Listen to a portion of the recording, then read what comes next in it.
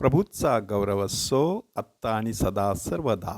आत्ता आणि सदा सर्वदा प्रभूचा गौरव असो. आगमन काळातील एक महत्त्वाचा विषय म्हणजे आशा.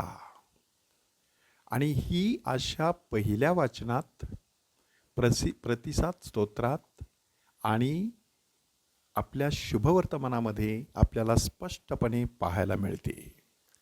यशया संदेष्टा हा आशेचा संदेष्टा मानला जातो.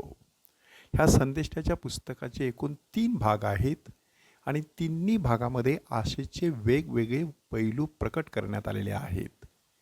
पहिल्या भागामध्ये एक सुंदर असं चित्र रंगवण्यात आलेलं आहे. दुसऱ्या भागामध्ये बंदिवासात असलेल्या लोकांना पुन्हा एकदा परमेश्वर आपल्या मायभूमीत आणील अशी आशा उत्पन्न करणारं लेखन करण्यात आलेलं आहे. आणि तिसऱ्या भागामध्ये जेरुसलेमच्या मंदिरामध्ये सगळ्या लोकांना परमेश्वर पुन्हा एकदा आशादायी जीवन जगण्यासाठी पाचारण करत आहे. त्यातील पहिल्या भागातील वाचन किती सुंदर अशा शब्दात माणसाच्या अंतःकरणामध्ये आशेचा दीप प्रज्वलित करतो ते बघा. की सियोनेत यरुशलेमेत लोकांची वस्ती राहील. तू इतप्पर कधी शोक करणार नाहीस. ह्यापुढे तुझे शिक्षक दृष्टीआड राहणार नाहीस. तू भूमीत आपले बी पेरशील आणि तो पाऊस पाडील. भूमी पीक देईल आणि ते अन्न रसभरीत आणि सत्वपूर्ण असेल. त्या काळी तुझी गुरेढोरे विस्तीर्ण कुरणात चारतील. प्रत्येक उंच डोंगरावर आणि प्रत्येक उंच टेकडीवर झरे आणि ओहळ होतील. परमेश्वर आपल्या लोकांचे घाय बांधील, त्यांच्या प्रहाराच्या जखमा बऱ्या करील. म्हणजे माणसाच्या जीवनामध्ये कोणत्याही प्रकारची चिंता विवंचना असली, कोणत्याही प्रकारचं दुःख असलं तरी माणसाने मुळीच डगमगायचं नसतं. कारण परमेश्वरावरती आशा ठेवण्यास विपुल असा वाव असतो. आणि तशाच प्रकारची आशा प्रतिसाद स्तोत्रामध्ये व्यक्त करण्यात आलेली आहे. प्रतिसाद कोणता आहे? जे परमेश्वराची आशा बाळगतात ते सर्व धन्य.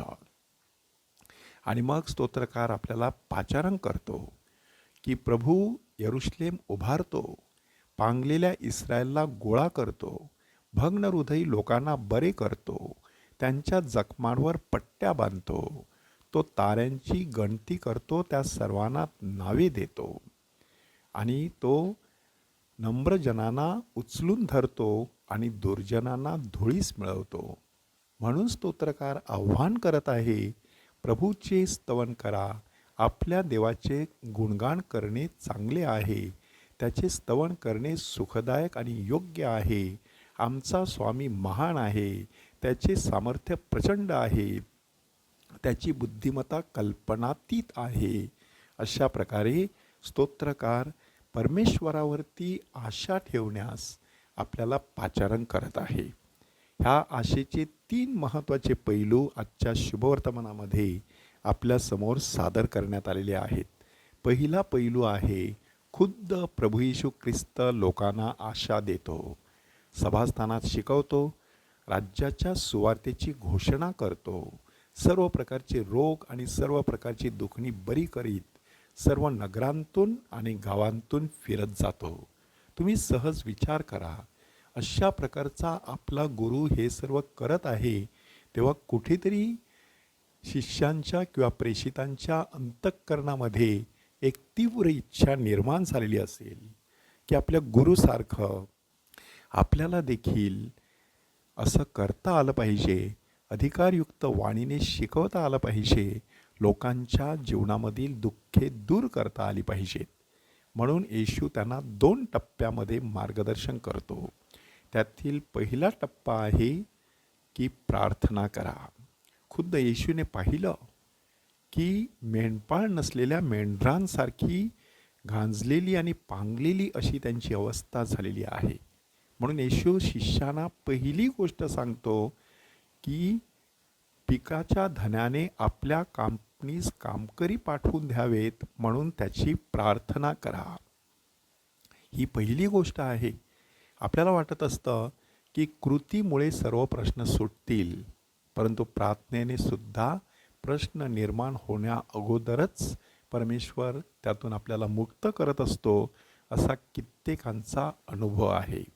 परंतु येशू मात्र तिथेच थांबत नाही. तो आपला अधिकार आपल्या 12 शिष्यांना देऊन टाकतो. भूताखेतांवरची सत्ता, ते काढून टाकण्याचा, सर्व प्रकारचे रोग, सर्व प्रकारची दुखणी बरी करण्याचा अधिकार त्यांना देऊन टाकतो आणि त्यांना आज्ञा देतो की इस्रायलच्या घराण्यातील हरवलेल्या मेंढरांकडे जा. जाता जाता अशी घोषणा करा की स्वर्गाचे राज्य जवळ आले आहे. रोग्यांना बरे करा, मेलेल्यांना जिवंत करा, कुष्ठरोग्यांना शुद्ध करा, भूते काढा. कारण तुम्हाला फुकट मिळाले आहे, तुम्ही देखील फुकट देणं गरजेचं आहे.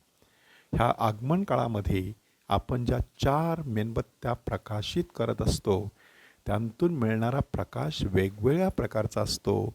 त्यातील एक प्रकाश असतो आशेचा.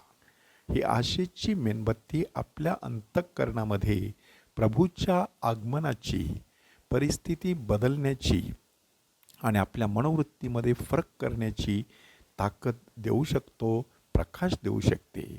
आणि म्हणूनच असा प्रकाश आपल्याला लाभावा आणि आपली आशा अधिकाधिक प्रदीप्त व्हावी, अशी कृपा परमेश्वराकडे मागूया.